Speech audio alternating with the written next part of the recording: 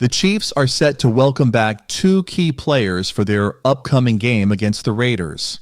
While they might not play full-time yet, their return is a big boost for both the offense and defense. The Raiders will definitely need to prepare for their impact, no matter how much they're on the field. But that's not all. There's been a whirlwind of roster changes over the past few days, and I'll also preview the exciting Black Friday matchup. Before diving into all that, let's talk about these moves. First, let's look at the Chiefs' roster updates. Heading into Sunday's game, they had 52 out of 53 roster spots filled. That one open spot? It went to offensive tackle DJ Humph, who officially joined after passing his physical on Monday, November 25th. With his addition, the roster is now full. However, the Chiefs also needed to prepare for the return of two big names: defensive end Charles Omenihu and running back Isaiah Pacheco. Both are in the final week of their 21-day window to return from injured reserve, IR.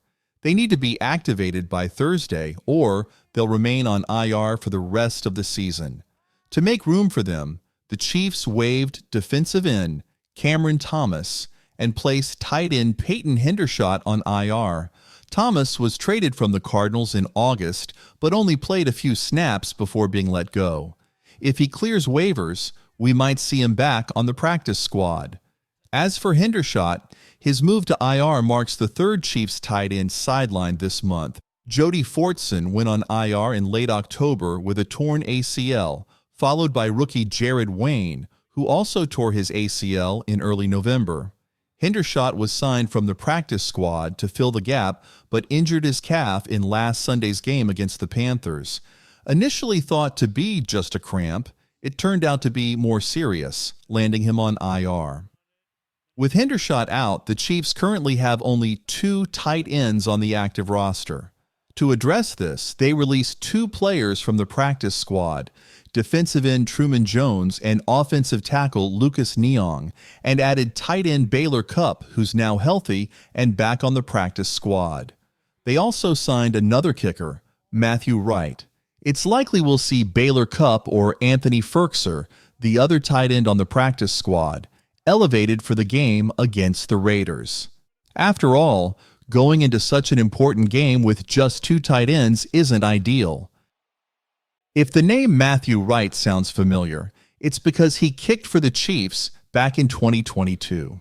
He stepped in during Harrison Butker's ankle injury, which didn't land Butker on IR, and played a couple of games. During that stint, Wright went 3 for 4 on-field goals, including a career-long 59-yarder, though he missed one from 41 yards. He also nailed all 8 of his extra point attempts. Now, you might be wondering, why did the Chiefs just sign a kicker to the practice squad? Especially since they recently brought in Spencer Schrader from the Jets practice squad to their 53-man roster. Well, it turns out Schrader reportedly injured his hamstring on Monday while jogging or doing a light workout. The injury isn't severe enough for IR, so he's staying on the roster for now. However, Matthew Wright is expected to be elevated from the practice squad for the upcoming Black Friday game against the Raiders. Wright's stats are solid: an 86% career field goal percentage. Plus, in the one game he played this season with the 49 ERs, he went 3 for 3 on both field goals and extra points. That matches exactly what Spencer Schrader accomplished in the Chiefs' last game. So hopefully, Wright keeps that streak alive. Chiefs versus Raiders preview. Now that we've covered the roster moves, let's dive into what's ahead.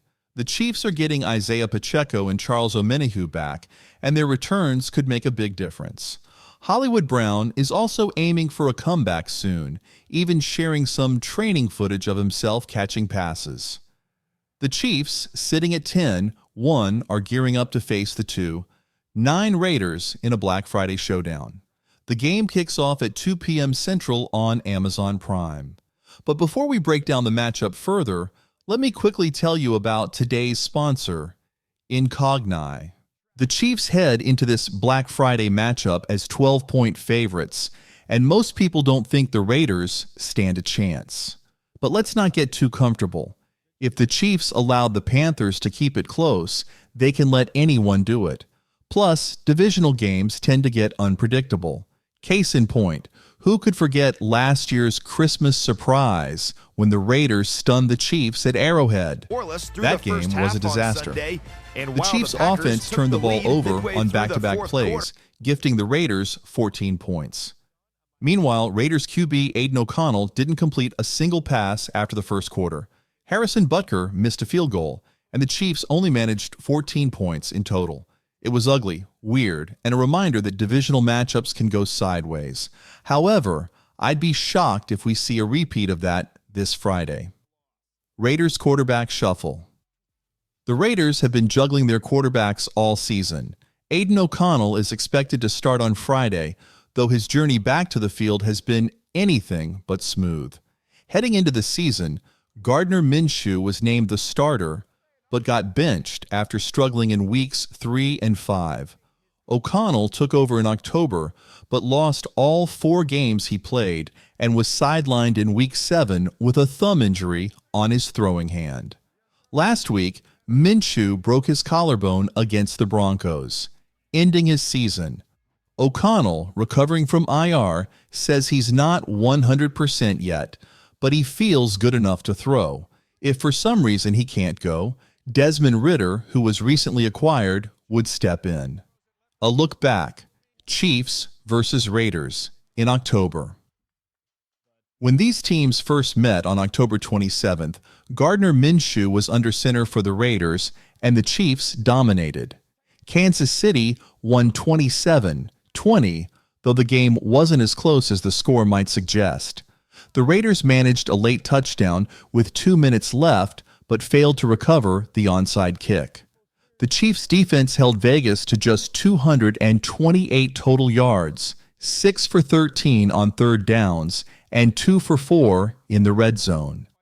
Receivers Jacoby Myers and Brock Bowers led the Raiders' offense with a combined 11 catches for 110 yards and a touchdown. These two will once again be key targets the Chiefs need to shut down, along with Trey Tucker, who had a breakout performance last week with 7 catches for 82 yards against Denver.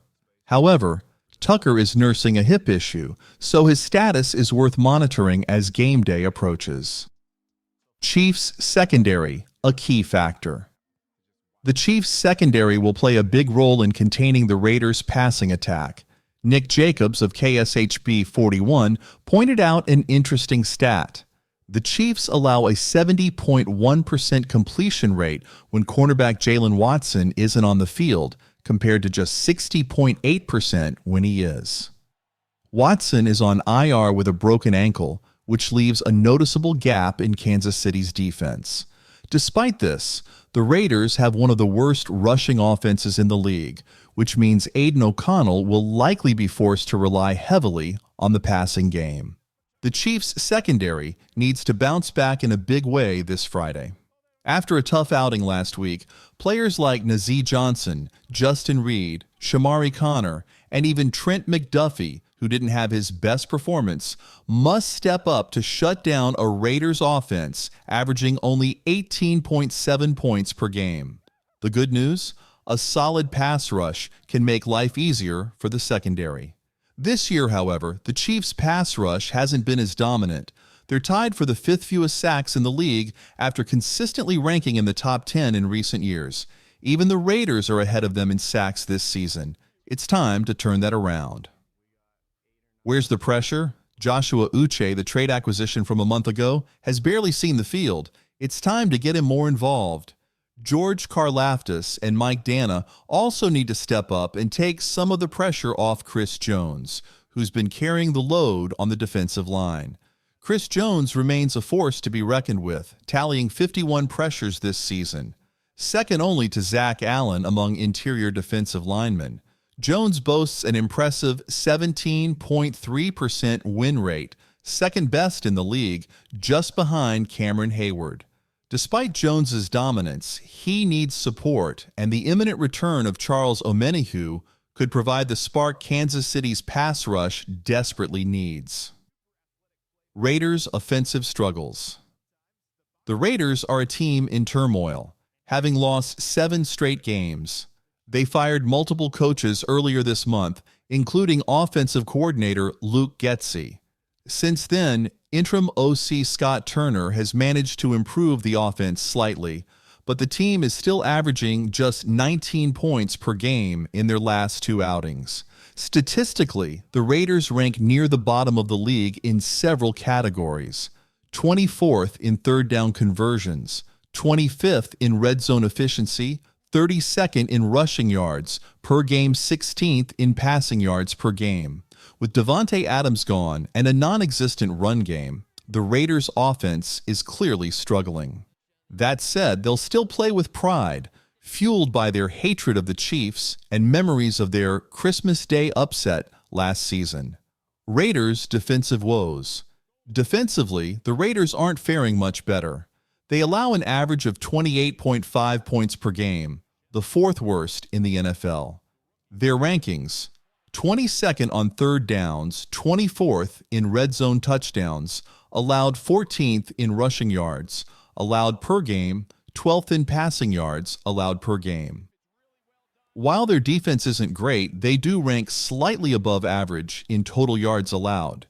However, that may not be enough to stop a Chiefs offense averaging 342 yards per game. Chiefs' offensive outlook. Despite some inconsistencies, the Chiefs are the league's best team on third downs and rank 3rd on fourth downs. While their scoring offense is only 10th overall this season, Patrick Mahomes has been sharp, throwing 12 touchdowns and just 3 interceptions in the last 5 games. Travis Kelce continues to attract heavy defensive attention, yet still produces at age 35, far beyond the league average of 26 for tight ends. Noah Gray has been a breakout contributor, and Kareem Hunt has proven to be a fantastic free agent pickup, recording 87 yards from scrimmage last week. The last time the Chiefs faced the Raiders, Kelce hauled in 10 catches for 90 yards. If the Raiders try to double-team Kelce again, Mahomes has plenty of other weapons to lean on. The Chiefs have a lot to look forward to this Friday, starting with the potential returns of key players and some much-needed reinforcements, offensive line challenges, and Max Crosby, the Raiders' Max the Dog. Crosby will undoubtedly be a key factor in this matchup. He's relentless and will be looking to wreak havoc, especially with Jawan Taylor and Wanya Morris coming off lackluster performances last week. Both tackles need to rise to the occasion to contain Crosby and provide better protection. As for the Chiefs' offensive line, newly signed left tackle DJ Humphries is making strides, but isn't quite ready to return just yet. Andy Reid noted that Humphries looks good in practice, but the team wants to ease him in and make sure he's fully comfortable. Humphries himself expressed excitement about joining the Chiefs, motivated in part by his 8-year-old son, who has been dreaming of seeing him block for Patrick Mahomes. Whether as a starter or depth, Humphries is eager to help the team succeed. The return of Pacheco and Omenihu. The good news for the Chiefs? Both Isaiah Pacheco and Charles Omenihu are expected to return this Friday. Head coach Andy Reid confirmed their full participation in practices earlier this week, and barring any setbacks, they'll be back on the field. Pacheco, who's been sidelined since week 2 with a broken ankle, will reintroduce a much-needed burst of speed to the Chiefs' offense. While he's likely to be on a snap count and may play a secondary role to Kareem Hunt this week, his presence will be a big boost. This game serves as a great opportunity to knock off the rust before a crucial matchup against the Chargers next weekend. Similarly, Charles Omenihu is set to return after a long absence, having last played in the AFC Championship game in January. Like Pacheco, Omenihu will likely be eased back into action, but his return comes at the perfect time to strengthen the Chiefs' pass rush heading into the playoffs. Hollywood Brown's progress. On a related note, Marquise Hollywood Brown is making progress in his recovery. While his return is expected closer to late December, he was spotted catching passes at the Chiefs' training facility earlier this week. This is a great sign for the team as they continue to get healthier just in time for the postseason push. Raiders game plan and score prediction. The Raiders will undoubtedly have their hands full game planning for the Chiefs' returning weapons. Even if Pacheco and Omenihu are on limited snaps, their presence alone adds complexity to the Raiders' defensive strategy. Kansas City should aim to play clean football, avoid gifting the Raiders defensive touchdowns like last Christmas, and keep their offense unpredictable.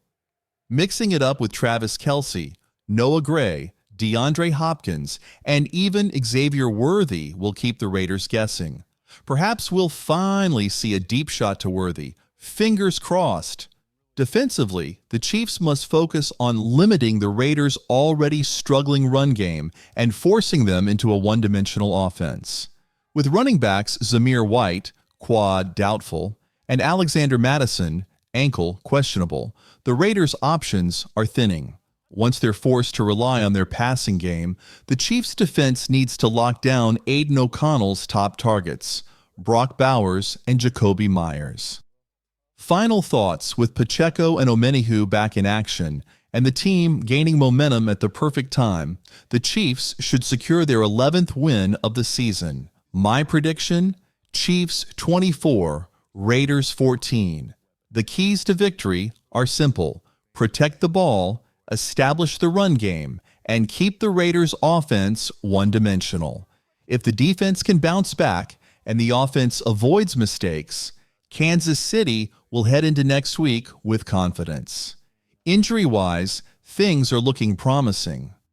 Both Pacheco and Omenihu were full participants this week, and kicker Matt Wright is expected to handle kicking duties with Spencer Schrader sidelined.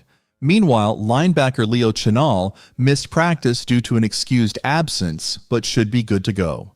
That's all for now. See you Friday for the live play-by-play of Raiders versus Chiefs. Let's go, Chiefs. How about those Chiefs?